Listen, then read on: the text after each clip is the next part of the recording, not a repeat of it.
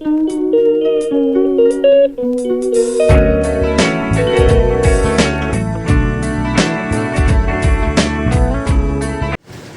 বন্ধুরা, এটা হলো রথের পরের দিন।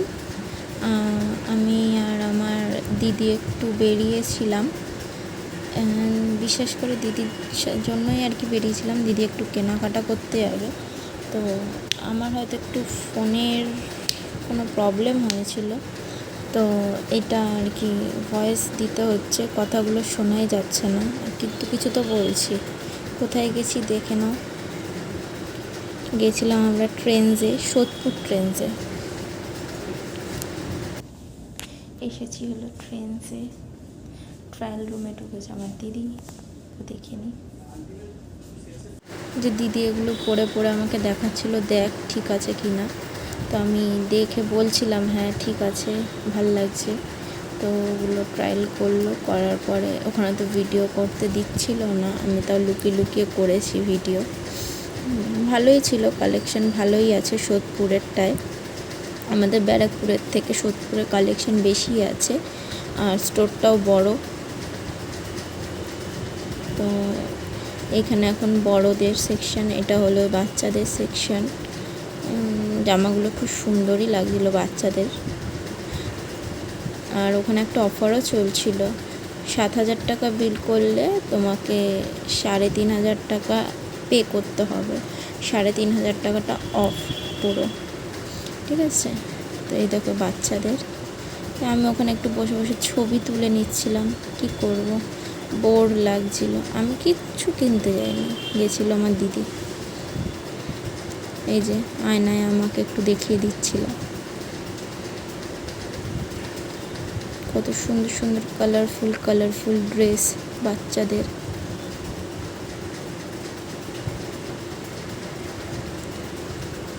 এটা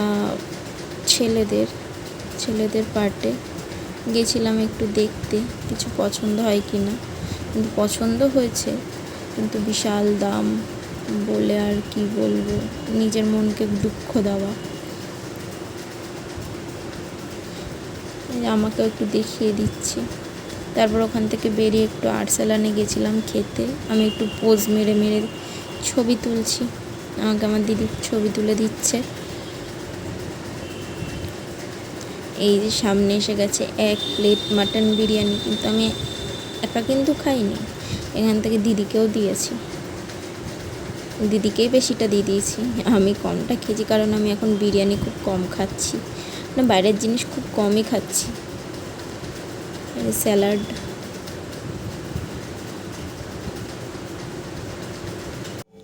তারপরে দেখো দিদিকে ঢেলে দিচ্ছে আর কি, সার্ভ করে দিচ্ছে।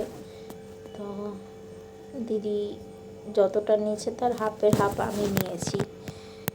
ভিডিও করলে দেখি যে সব জিনিস বেশি বেশিই দেখায়, আর যেগুলো বেশি বেশি দেখানো সেটার বেশি বেশি দেখায় না। তো এই যে দিদিকে দিয়ে দিচ্ছে। আমরা কোথাও বেরোলে বিরিয়ানি খাই বেশি, বিরিয়ানি আর ফুচকা। এর জন্য এখন আমি ওর সাথে যাওয়াটা একটু কমিয়ে দিয়েছি, কারণ ও বিরিয়ানি খায় আর আমি এখন বিরিয়ানি খাচ্ছি না বললে চলে, মানে আমি বাইরের খাবার টোটালি বন্ধ করে দিয়েছি। তাই এই যে এটা আমার প্লেট, আমি স্যালাডটা বেশি নিয়েছি। তারপর দিদিকে বললাম একটু ভিডিও করে, আমি এরকমভাবে ভিডিও করি না, আমার খুব লজ্জা লাগে। তাও দিদিকে বললাম, তো দিদি বললো না আমি পারবো না, আমি ব্যাগগুলো ধরছি, তুই অন্য কাউকে বল। তো একটা দাদাকে বললাম, তো ওই দাদা ওখানে স্টাফই আর কি করে দিল আমাকে ভিডিওটা, ঠিক আছে। তো বাইরে বেরিয়ে দেখি বৃষ্টি পড়ছে, আর অনেকটা মানে বিকেল বিকেল টাইম হয়ে গেছিলো। ওই যে আমার দিদি, তো এবার আমি হেসেই যাচ্ছি। আমি বললাম যে উপর মানে একটু ভালোভাবে করো, দেখো কীভাবে ধরছে ফোনটাকে। তারপর ওখান থেকে বেরিয়ে আমরা সোদপুর বাস স্ট্যান্ডের এখানে আসলাম। এখান থেকে যাব আবার স্টেশনের দিকে। দিদির আরেকটু কিছু কেনাকাটা বাকি ছিল, যেটুকু বাকি ছিল সেটা আমরা আর কি স্টেশনের কাছে যে দোকানগুলো, ওই দোকানগুলোর ওখান থেকে কিনবো। দেখো আর এখানে আর একটু কিছু খেয়েছি, তো খেয়েছি বলতে বাড়ি নিয়ে এসেছি আর কি, ওখানে আর দাঁড়িয়ে খাইনি। শুধু টক জলটা দেখো, তাহলে বুঝে যাবে কি মানে কি বাড়ি নিয়ে এসেছি। টক জলটা দেখে তো আমার এখনও জিভে জল চলে এসছে। টক জিনিসটাই এরকম। আদিবেদিনের সেন্টারের সামনে যে দাদাটা বসে, দাদাটার ফুচকাটা অনবদ্য হয়, খুব সুন্দর মাখে, টক জলটা খুব ভালো হয়। তো ওর গেলে ওই দাদার কাছ থেকেই খাই। এবার বাড়ি ফিরছি তো একটু অটোতে করে, তো আমি কিছু কিনিনি, সেটাই বলছি, সব দিদি কিনেছে।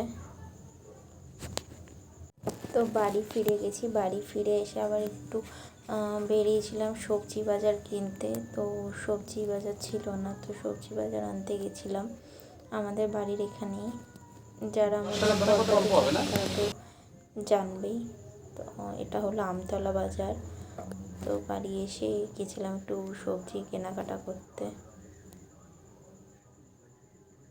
এই যে দিদি বাজার করছে। আমার ভিডিওটা আজকে এইটুকুই। যদি তোমাদের ভালো লেগে থাকে, লাইক, শেয়ার, কমেন্ট, সাবস্ক্রাইব করে পাশে থেকো, আর কমেন্ট করো কেমন লাগলো ভিডিওটা, আর অনেক সাপোর্ট করো আমার।